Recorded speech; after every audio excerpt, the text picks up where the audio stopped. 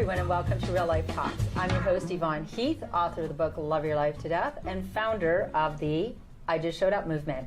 So joining me today in the studio is Carolyn Vandyken. Hello, Carolyn. Hi, Yvonne. Thanks so much for having me. Oh, this is going to be, I'm so glad you're here. This is going to be a spicy show because Real Life Talks sometimes we're supposed to have conversations about things that we don't normally talk about. Okay. And I feel like this is one of those subjects. This is definitely a subject that most people think is taboo. Absolutely. So it's good to get it out in the open. Yeah, so so you have been a physiotherapist for how long?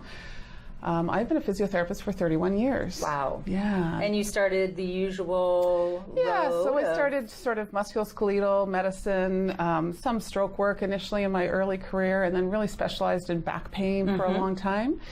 And then really got into pelvic health about 20 years ago, and more for my own problems. Well, it started with a basketball team I read. It did. So it started, after my 3 kids were born, I thought I'm going to pick up basketball again. And I started to play basketball, and I was running up and down the court, and I couldn't, I kept leaking urine. And so I thought, oh, this is a problem.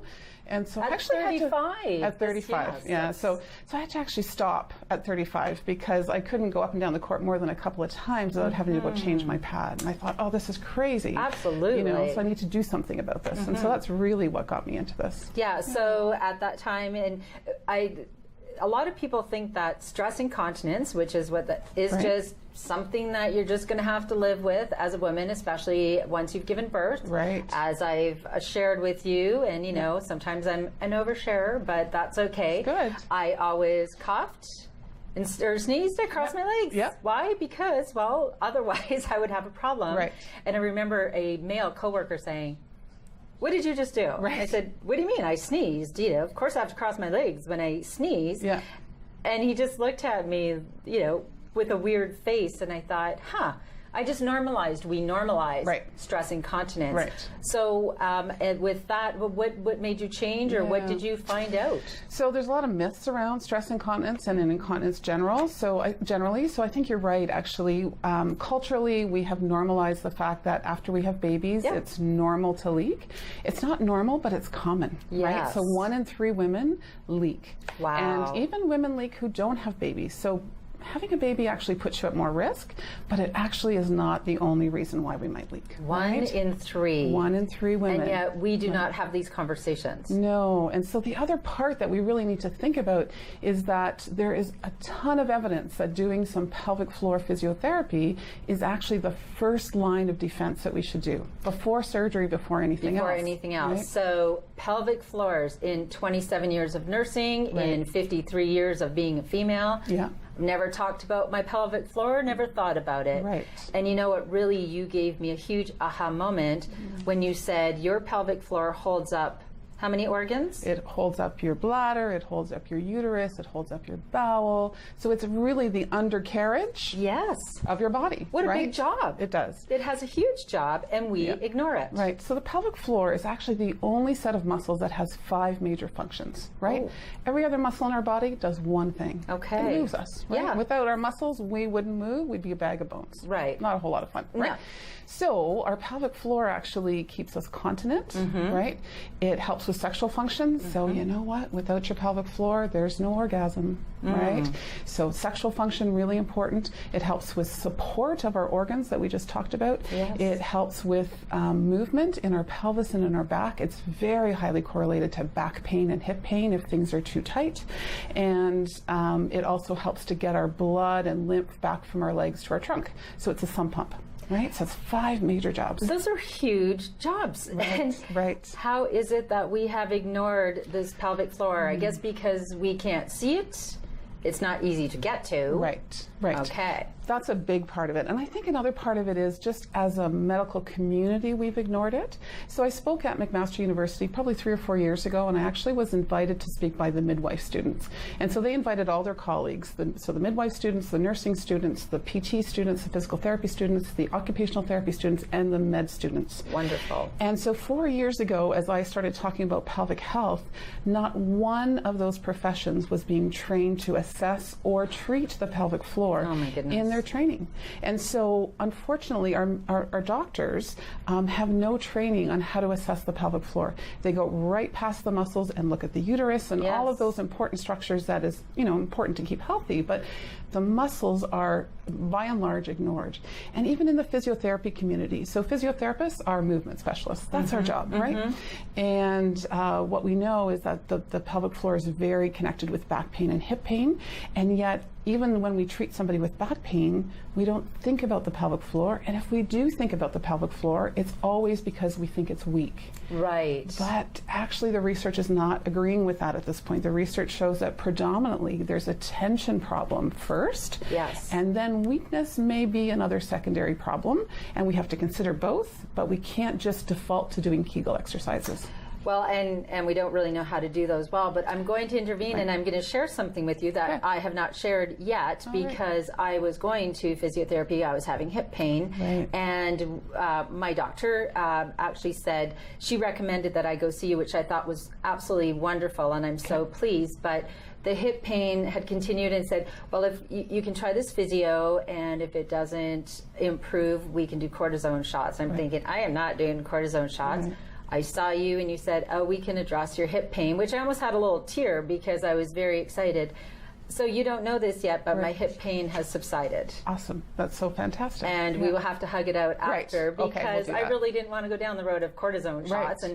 But because we addressed the tension of my pelvic floor muscles, and it was pulling, and that all makes so much sense. Right. So we just published a study actually in December of 2017, so myself and a group of researchers at McMaster, and what we did was we looked at women who came to an orthopedic clinic for low back pain, right? And I think that's actually how we first met, because you volunteered to be one of those study models, which is great. So we asked women who came to an orthopedic practice for low back pain if they would participate in a study looking at their pelvic floor. Because what the research has shown for a long time is that the pelvic floor is very interrelated to low back pain. And so this study actually showed, yes, that women who come for low back pain, 96% of them have a pelvic floor problem. Unfortunately, in orthopedic physiotherapy to date, that means that if a physiotherapist, when you go to see them for back pain, thinks to ask about your pelvic floor, they're going to default to actually doing Kegels, right? Yes. So what this study showed, in fact, because we then did an internal exam to see what was happening in the pelvic floor of these 96% of the women who came for back pain, 71% of them had an overactive pelvic floor. Their pelvic floor was too tight. And 60% were weak. And so the far majority of people actually have tension in their pelvic floor. Right. And the reason for that, multiple reasons, one of the big reasons is that this is an area we hold our stress in. Right. And we're not stressed at all, are we? Not at all. Yes. Okay, so we hold stress, making that more tense. I was treated for back pain my entire life. As a nurse, we used to do lifts before lifts, we were the lifts. That's right. So I was always, chiropractors, I was always treated probably for 30 years. Right. No one ever talked to me about my pelvic floor. Right. Ever. And so that's really only been known for the last 10 years, so it's pretty new research at this point, but it's hard to change medical practice, right? And again, we have to be really consistent in this message. The Europeans have been studying the pelvic floor for at least the last 40 years. Wow. They have normalized this conversation, right? Which is fantastic. When we talk about medical research, we talk about grades of evidence. So there's a level 1 evidence that treating the pelvic floor helps with incontinence, helps with prolapse, helps with back pain, helps with pelvic pain. And so it needs to be the first conversation that we have, not the last conversation. Oh my goodness. And another thing that we have normalized is painful periods and missing a few days of work, and these kids, and you're suffering, and you take your medication, and that's just the way it is. Right. You are saying it doesn't necessarily have to be this way. It doesn't. Oh, so that's huge. So the Australians actually did a really nice study in 2011. It was a government white paper, so the government sponsored it, and it was called The $6 Billion Woman and the $800 Million Girl. So that's the cost of pelvic pain in Australia every single year. Wow. So let's start this conversation. Yes. But what they showed in that study is the adolescent girls who struggled with pelvic pain, dysmenorrhea, that's just painful periods, those are the women who went on to have pelvic pain. And so where do we have to start? We have to start with our young girls. Absolutely. It is not normal to take a day off a month, to stay home from school, or to not go to work because you have your period. Oh, do you know how much we've normalized that in our have. society Yeah. and didn't even question it? Oh, Right. it's my period. Right. And so it's either a hormonal imbalance, which again, we can look at diet and a lot of the xenoestrogens, the estrogens that are coming from our environment can play a big role in that. But tension, anxiety, stress, things that we all normally experience, that's not unusual. Every Right. one of us has stress and tension. We hold it in our pelvic floors because this is an area that we protect. So it's a great study done in 2001 where they showed women very frightening film, and they put EMG sensors through her body. And when we're scared, when we're frightened, when we're stressed, before we blink or move away, our pelvic floors tighten. That's the first muscle to react, right? And it makes sense. Procreation, make sexual sense, function, bladder yes. function, everything that's important in life happens in your pelvic area, right? And so we are hardwired to protect that area. Wow. Sorry, I was Yeah, just that's okay. So you've got show us Yeah. the pelvic floor, and like I right. said, no one's ever talked about it, and I thought, oh, geez, I had to Google all of what it. is all this stuff? So I'm going to place this on you for just a sec, just so that we Here's my kind of, pelvis. there's Yvonne's pelvis. It's Yes. a lovely, beautiful pelvis. Yes. But that's how it sits in the body, just so we Okay. kind of have some orientation, right? Yes. And so these are called the pelvic bones, okay? And those are the part of the pelvic girdle. And the pelvic girdle attaches together at the middle, called the pubic symphysis. And the pelvic girdle attaches to the back, to the spine, at the sacrum. That's called the SI joints, or the sacroiliac joints. Right. So you can see how, if I just tilt this way, how the muscles attach to the sacrum and the tailbone and attach to the pubic bone at the front. They also attach through the side walls indirectly to the hips. Wow. So that's where, if these muscles aren't healthy, Tighter, yes. Right. Weak or tight. right, weak or tight. So Yes. tension really has only been getting kind of international attention for the last 10 years. Dr. Kegel in the 1940s said, hey, these are just muscles. When women deliver babies, we need to rehab these muscles. Yes. And so very appropriately, he started actually training women by doing an internal exam, palpating the muscles, and teaching them how to do a Kegel appropriately. Right. And that's how they got their name. So they're called Okay. Kegels, right? I didn't know that. There's my Yeah. fun fact There for the you day. go. Okay. So the pelvic floor is actually a series of muscles. It's like a hammock or sling. The outer layer has more to do with sexual function and with closure. And the deep inner layer, the hammock or sling, has more to do with support and lift. Okay. And I think the thing that I learned, so when I was 35, having significant stress incontinence on the basketball court. Yes. And I knew these courses were out there, and I thought, okay, I either need to do this or I need to do surgery. Something needs to change. I'm only 35, right? What I didn't realize, because I had been doing Kegels since my oldest was born 10 years prior to that, is that the pelvic floor contraction is actually more rectal than it is vaginal. So we do close with our vaginas, but we lift with our anuses. And if you can see, I don't know if you can really tell, but the bulk of the muscle is actually in the back area. Yes. So for most women, they think, they're told, it's like stopping a midstream urine, right? So, okay. Squeeze. But I don't lift, right? It's got to be a lift. Right. And the lift comes from, so this muscle group is called the levator ani, the lifter of the anus. Levator ani, okay. Lifter of the anus. Yes. And again, this is just our anatomy. These are muscles. And look at, there's several muscles there. Right. Now, with prolapse as well, is that when people have a uterine prolapse? Is that due to weak muscles? So a uterine prolapse or a bladder prolapse or a rectal prolapse, okay? Any of those prolapses are actually the organs pushing the vaginal wall inside out. Oh. So other than the cervix, so that the uterus can actually involute or come kind of inside out, and you can actually see the cervix outside of the vagina.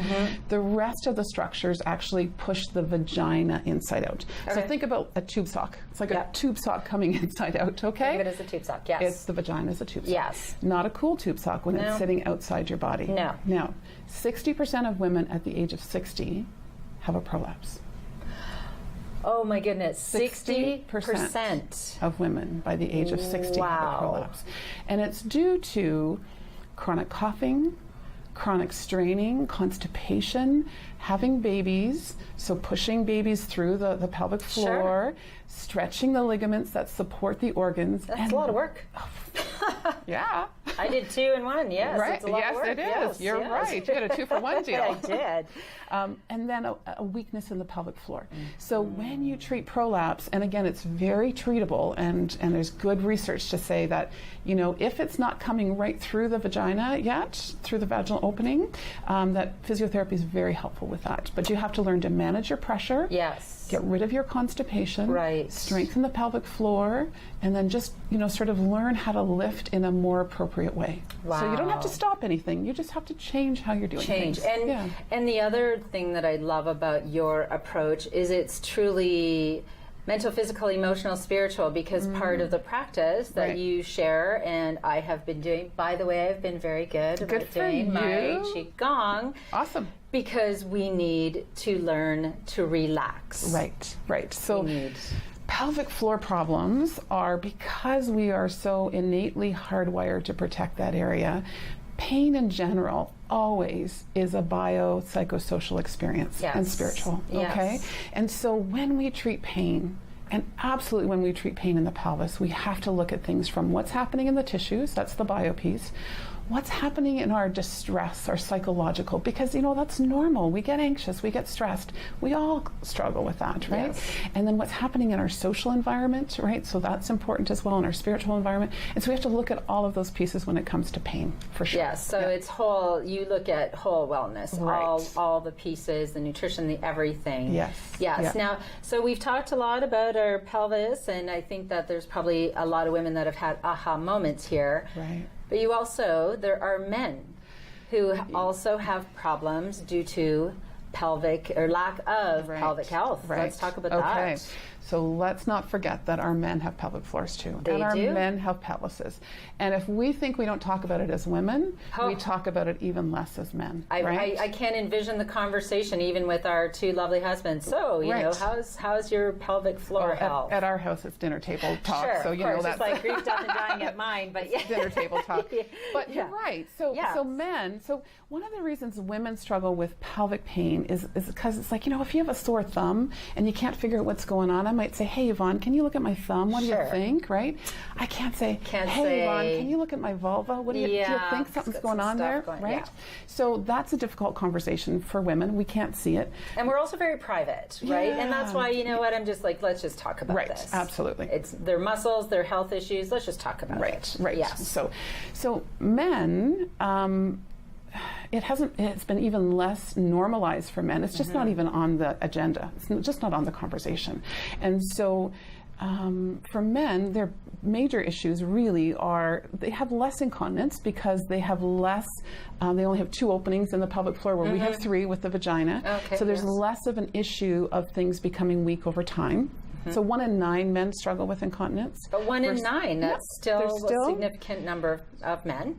Where I see more men struggling is with pelvic pain, right? So really? 1 in 6 men struggle with pelvic pain, and 1 in 4 women struggle with pelvic pain. Wow. 1 in 4 women have painful intercourse. 1 in 6 men have painful intercourse. But what do? You go to the, hey doc, you know, when I have an erection, it really hurts. Yes. Or after I orgasm, I have a lot of pain. Or are they even going to tell their doctor? That's the conversation, first of all, doesn't come up. That's right. And they don't feel comfortable sharing that because they think, well, what's going on, right?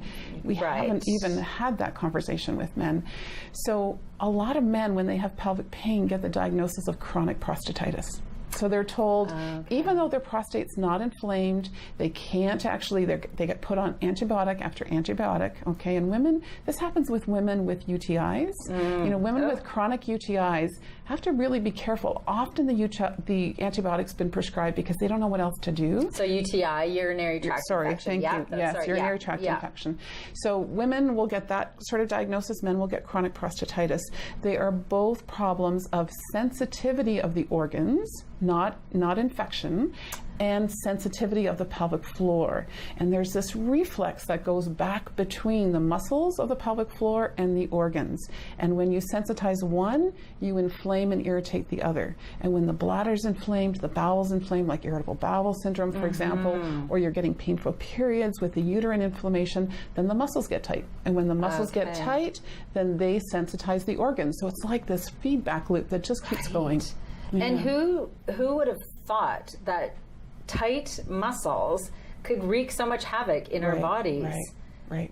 But it makes sense, doesn't it? It does. And there's one other piece that's unique about the pelvis, and that is so many important things happen here, right? Okay. So there's a coordination system in the spinal cord that all of these areas talk to each other. And so there's a lot of crosstalk in that area, and the crosstalk is a positive thing. So when you pee, you don't want to orgasm. When you orgasm, you don't want to pee. When you jump up and down, you don't want to pee. When you jump up and down, you don't want to orgasm, right? So all of that is coordinated in the spinal cord, right? Okay. But that means that those nerves are normally having those coordinating conversations, and when things become inflamed and irritated, they also are having those conversations. So what happens is that I started out with having some pelvic floor tension, and then my bladder got sensitive, and then my doctor told me I had interstitial cystitis or bladder pain syndrome, and then after a while, now my vulva hurts, and now I have the diagnosis of vulvodynia, and then after a while, my bowels are irritated, and I have diarrhea. So, and it's because of this conversation that happens in the spinal cord. So we call those comorbidities. Just means that the chance of you having one condition in the pelvis increases another condition. And it just all spirals until we start to become quite hopeless. Like, how is this ever going to get better? But it really can. This can all normalize again. This is just, there's just so many aha moments, because when you talk about interstitial cystitis, in the clinic I worked, we treated women for years with different treatments. And again, I never once had the conversation, have you addressed your pelvic floor? Have you talked to somebody? And that just, it's the whole retrospect. I think, things could have been so much different. And perhaps even my back pain for 25 plus years could have been different. It doesn't cause every problem, but it's certainly part of it. It's going to contribute. It needs to be assessed. It needs to be assessed. So are we starting as a society to recognize this? Is it slow? Where are we at? So I sold my practice in Cambridge in 2009. At that point, I sold my practice because there was only 5 pelvic floor therapists in Ontario. So that was only 9 years ago, right? 5 in all of Ontario? 5 in Ontario. Wow. Right? And so I started a teaching company in 2010, Pelvic Health Solutions, and we have been training for the last 8 years physiotherapists, both throughout Canada and internationally. And now in Ontario, we have well over 700 pelvic floor therapists. So wow, what a significant difference. It's been huge. Yes. But you know what? Essentially, every physiotherapist needs to understand the pelvic floor's contributions. And every physiotherapist, every medical doctor needs to screen for, in back pain, constipation, incontinence, prolapse, pelvic pain, genital pain, perineal pain, all of it. And pain with sex. So if they screen those 5 things and you come up positive on one of them, your pelvic floor needs to be assessed, right? So at least identifying and starting that conversation will be really helpful. Yeah, so are the medical doctors, are they embracing this? Are they seeing the value in this? Right, so there's been a huge change over the last 20 years. 20 years ago, we were peddling hope to just a few people and starting the conversations. Now at every single international international conference, that's the word I'm looking for, that I go to, pelvic floor rehab is on the agenda, right? Wonderful. And so yes, we're having the conversations. I think locally, we need to do a better job of letting our local sort of GPs know that this is, but they're very receptive because they're frustrated as well for their patients when they they're don't not have the getting answers. better. And it is truly, it's very specialized. This is, this is something that, why would they they wouldn't have the time, but if they can do the screening and say, you need to have your pelvic floor assessed, I think that it should just be part of every screening, shouldn't it? Right, it should. For men and women. Yes, 100%. For men and women. And that's and teenage girls. And teenage girls. Right, yeah. That is a huge one. So in the last few minutes, I would love to say, what are the things that we can share to get people on the road? We're going to have information. We'll have your website and where people can go. Okay. What are some tips that we can give people to figure out their pelvic floor issues? Right, okay. So I would say first, don't ignore the signs and symptoms of pelvic floor dysfunction. You should not be chronically constipated. Right. Right? You should not feel pressure in your perineum, in your vagina, that would maybe suggest a prolapse. You should not be incontinent. There is no reason to be incontinent. It is common, but it is not normal. But a revelation. And the success rate is 90% with pelvic floor physiotherapy. Wow. Do you know how much hope we could give to so many people? Right. Okay. And sex should be fun. Sex should not be painful for men or for women, right? And if you have pain with sex, please get help. It does not have to be that way. Wow, Yeah. that is just so huge. And I guess so they could approach their doctor and say, I have this information, I would like a pelvic floor assessment. Remember as well that physiotherapy is a direct access profession, so you don't have to go to your doctor. You could look up on our website sort of all the physiotherapists through Ontario, and you certainly could access a physiotherapist that way. But it's always good to involve your doctor on the team and let him or her know what's going on. Yeah, so where can people get information, Carolyn? This is so important. So I would go to Pelvic Health Solutions, so our website, and on our website there's Find a Physio. There's a lot of information about what I talked about, so if you want to delve into that further. I always sort of warn people, watch Dr. Google, right? Yes, of course. Dr. Google can not always give you great information, but our website has been well vetted. What is your website? www.pelvichealthsolutions.ca. All right. Well, of course, we're already out of time. I knew this would fly by. This is such important information. Thank you so much for what you do. You literally are changing people's lives. You've changed mine, and I am so grateful. So thank you so much. Thank you so much, and thank you for having me. I really appreciate it. So thanks for joining us today. Real Life Talks is about learning how to just show up for yourself and just show up for others. So if you want to be able to just show up, you want to be empowered, you want to be resilient, my call to action always is plan your life, plan your death, and then just love your life to death. And always bring your own tambourine to the party. Thanks. Bye for now.